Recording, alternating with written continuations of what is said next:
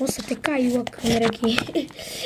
Seguinte, torcida braba. Bom, estou aqui para dar um aviso, na verdade, uma notícia. Essa bandeirinha linda aqui hoje ganhou o ouro no futebol masculino.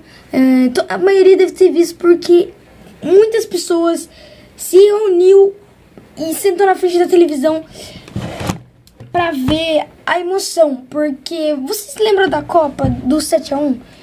Então, o Brasil não quis deixar assim e mandou bala. Começou ganhando com 1-0, depois a Alemanha empatou. E assim por diante. Galera, cortei meu cabelo.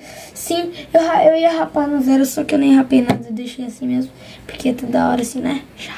Chave. Zoeira. Mas galera, eu queria estar pedindo pra vocês uma coisa. Comenta aqui, hashtag torcida, ou hashtag isso é ouro, ou hashtag bra, hashtag torcida bra. Porque, mano, é nóis. Agora mesmo. Mas galera, mano, eu só queria falar uma coisa. O 7-1 da Alemanha foi 7-1. Ela ganhou o jogo contra o Brasil. E ganhou a final contra a Argentina também. Mas foi só um 7-1. O nosso não foi 7-1, não. O nosso foi ouro, cara. Apesar de ser 5-4, foi um ouro. Valeu um ouro, mano. Tá ligado? Você tá ligado que é um ouro? Um ouro. Nas Olimpíadas. Galera, mano, sério, muito obrigado por você que assistiu.